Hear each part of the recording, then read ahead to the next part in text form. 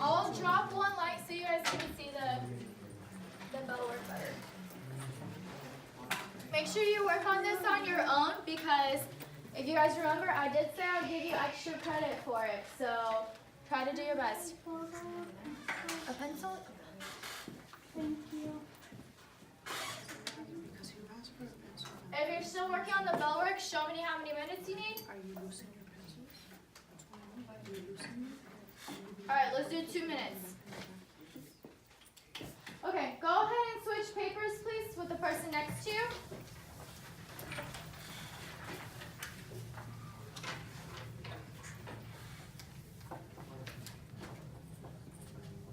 Did everyone switch?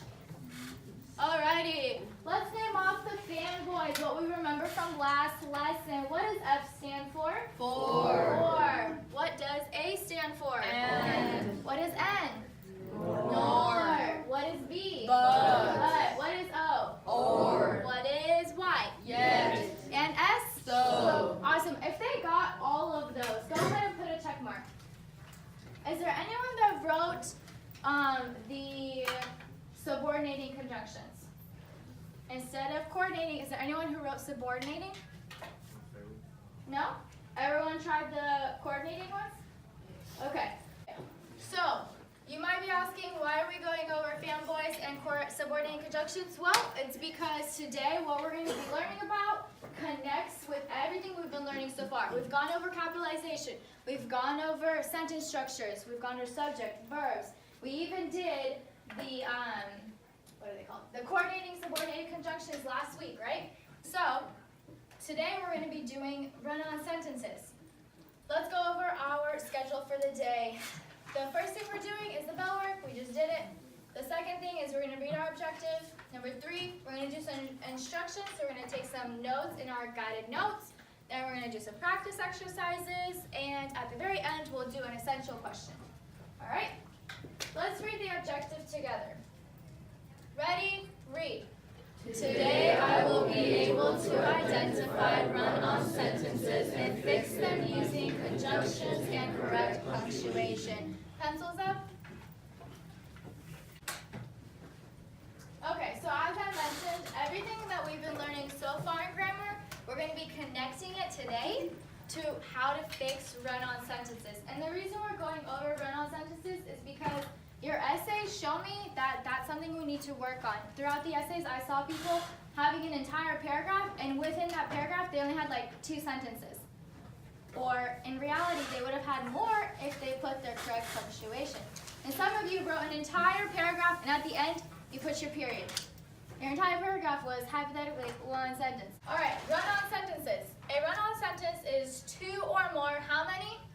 2 or more. Sentences written together without the proper punctuation and or connecting words. All right, this is exactly what I was saying. It happens whenever we have all these sentences that are smushed together just because we didn't put the proper punctuation. Pencils up. Make sure you put your pencils down when you're done so I know we can go on. All right, moving on. Before we can figure out how to fix our run-on sentences, we have to know how to identify that we have a run-on sentence. So here's the first step on identifying them. The first type of run-on sentence is called a fused sentence. Can everyone say that with me? Fused sentence. Do you guys know how we have fuses for like the connecting things that we connect into the wall? Okay, what do those things do? Give energy. Yes, they give energy. But the point is that they connect one object to the next, right? So that's what it's saying. It's saying that 2 sentences are written together without any punctuation at all. They're all connected, okay? They're connected together and they just smush together, right? And put a period at the end or whatever punctuation at the end, rather than having the proper punctuation within them to separate them and give them their own respect, making them their own sentences. That's what's happening. Let's read the example together. Ready? Read. Joey was happy about the race. He felt like celebrating. As you guys can see, I put he in blue. So I identified where we need to actually begin our second sentence. That means that this first part, Joey to race, is 1 sentence, and he to celebrating is the second sentence. Does everyone see that? Yes. So we're missing a punctuation or something there to connect those. All right? And that's what we're going to be learning about today. Go ahead and take out a highlighter. Everything that's going to be in blue, you're also going to need to highlight it. If you need one, let me know. I have extras. All right. The second way to identify a run-on sentence is called a comma splice. Can everyone say that with me? Comma splice. A comma is used between two sentences or more without any connecting words. So basically, this means that a person is writing, and instead of putting a punctuation or a connecting word, they're just putting commas, and another comma, and another one, and another one. All right? So it's pretty simple. The way you would identify it is check. Where are those commas? I'm still speaking, so put your pencil down. The way to check this is to see, are those commas in the correct spot? Let's read the example together. Ready? Read. Joey was happy about the race. He felt like celebrating. As you guys can see, again, I put the comma between the two sentences, and I put it in blue so we can definitely identify the fact that that's called a comma splice. That's a run-on sentence. Instead of having that comma there, we need to put something there, either a punctuation or a connecting word, in order to make this a properly grammatically written sentence. Pencils up. Turn to your shoulder partner right now and share the difference between a fuse sentence and a comma splice sentence. Go ahead and share.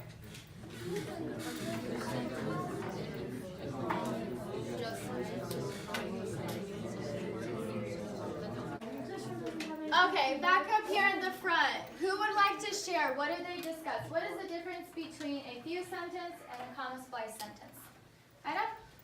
A few sentence is a run-on sentence that doesn't have no punctuation at all. Okay. While the comma splice is a sentence that has a comma but doesn't have any word that connects the two sentences. Right, so it's incorrectly placed comma. So the comma is the one separating the sentences rather than having punctuation or connecting word. Great job, Anna. Okay. Now we're going to go over the 4 ways that we're going to be able to fix our run-on sentences. Option number 1, 2 simple sentences. This should already be in the back of your mind because we've gone over simple sentences, compound, complex. All of this is coming full circle now. So, 2 simple sentences. You add a period or a punctuation between the sentences to create 2 complete simple sentences. Let's read the example together. Ready? Read. Joey was happy about the race. He felt like celebrating. As you guys can see, I put my period to separate my 2 sentences. And what else did I do? Did anyone catch it? Alejandro. You capitalize the he to show us a new sentence. Exactly. I capitalized the he to show you that it's a new sentence. Alright, we got some Star Wars fans. I made all of our little thingies for Star Wars today. Perfect. Practice makes. So cheesy, but it's so cute. Okay, we're going to be actually doing our first exercise right now. And if you flip in your notes, it's going to say E1. E1. Flip your packet. And it's going to say E1.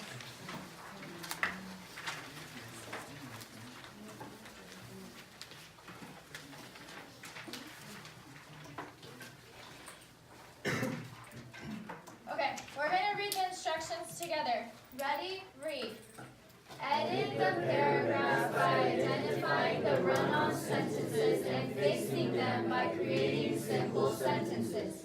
Insert a period and double underline the letters of the words which need to be capitalized. Okay, great. Now we're going to go through and we're going to circle the verbs and underline the objects that we're going to be completing. So the first one, which is it? Edit. And what are we editing? And what is the next thing we're doing? Identifying Identifying. What are we identifying? sentences. And then what? Fixing them, and then?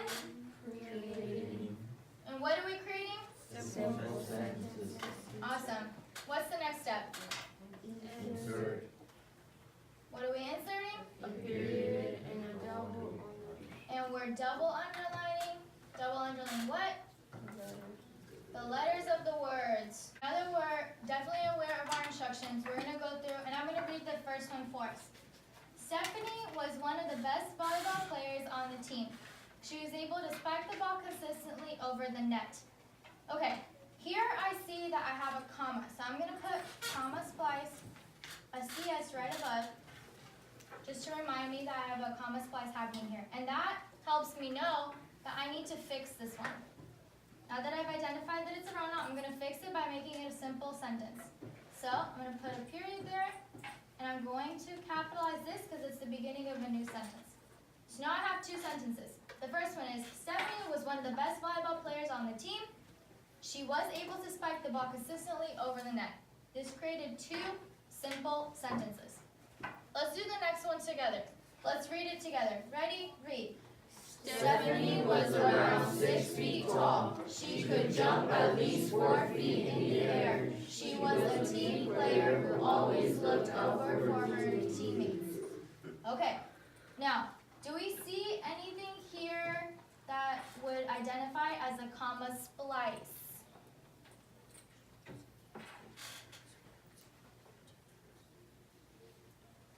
After 6 feet tall.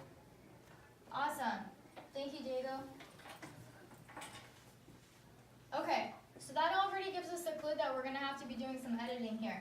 Where would we need to put our first period? 6 feet tall.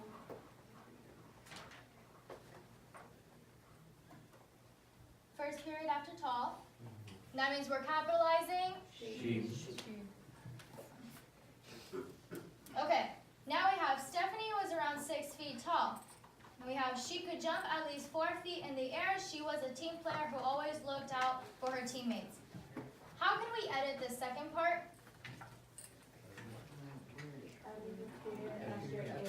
Okay, Dariana, thank you. Adding the period after air and capitalizing what?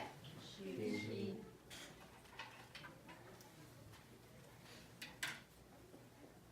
If this one was a comma splice because I had a comma, which one would the other part be?